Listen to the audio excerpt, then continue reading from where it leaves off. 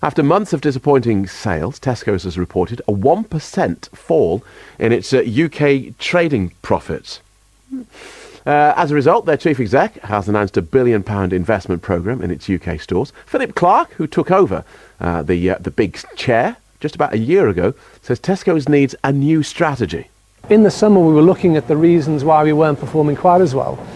And we needed more people in the stores. More customers wanted more products better presented on the shelf at the right time. We're recruiting 8,000 staff into the existing stores, into produce, into meat, into chilled convenience foods, the centre of the meal, to make the store look better, better availability, better quality, better cared for, staff a little more time to serve customers.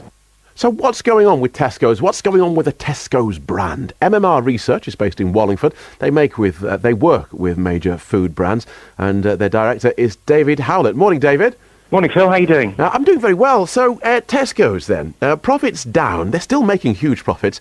How big a blow for them is this likely to be? Well, it's not good PR for them, but I think we have to remember, though, that they've been really the victims of their own success. They've had many consecutive years of growth. And I think, they, together with their competitors, have really ensured that the UK market is really well served by its retailers.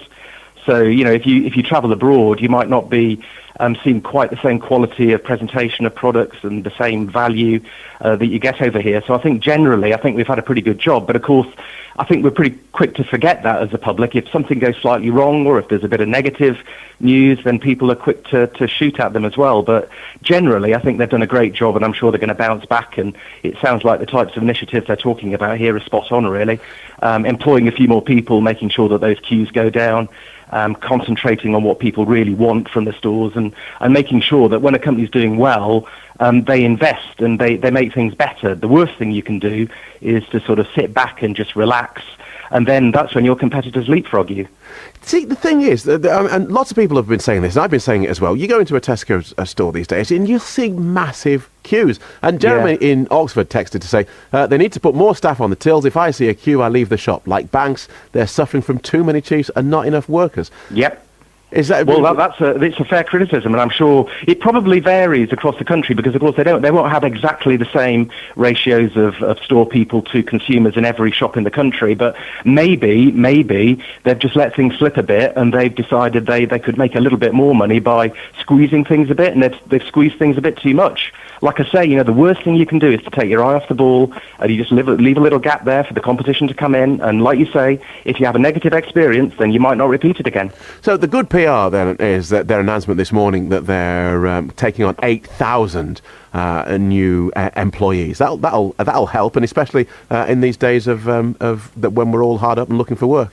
Absolutely. It's sort of a bit of a double whammy, really. I mean, it's good news in terms of employment, and it's good news in terms of it letting people think that the queues are going to go down. So, yeah, I think it was a great thing to do, and, hopefully people will benefit from it. Clearly, I didn't realise this, Tesco's UK's biggest retailer, so lots of other supermarkets looking at them to sort of set the example. So what will other supermarkets sort of learn from this?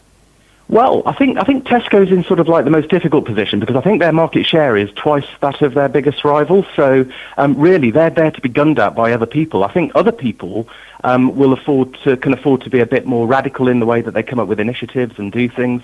It's not that long ago that people viewed Tesco as being radical. They came up with a loyalty card scheme. They came up with lots of the things that we've all got used to in supermarkets. And I think when you're behind the competition, it's easier to be radical. I think what Tesco's need to do is to get back some of that sort of cutting-edge way of thinking, and that'll be exactly what the competition are doing as well. They also had this thing not that long ago where have they changed their own brand, their value brands? That's right. Yeah, that was announced a couple of weeks ago, and they haven't sort of completely ditched what they now call their latest value brand, but what they have done is they've rebranded it. You might remember the blue and the red stripes and the very well-known logo. Yeah, that was introduced, I think, in the mid-90s, sort of during a time when times were pretty hard for people, and it's carried on into this recession as well. I think it's a very clever move. I think what that was doing is it was sort of like reminding people that they're in an age of austerity and everything's being cut back. I think what they've done is they've sort of revamped that range, and they're making it a bit more forward-looking and not sort of rubbing people's noses in the fact that we are in a time of austerity.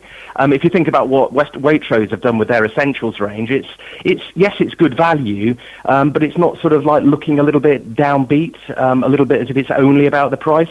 It's more about the quality of the food for the price that you're paying.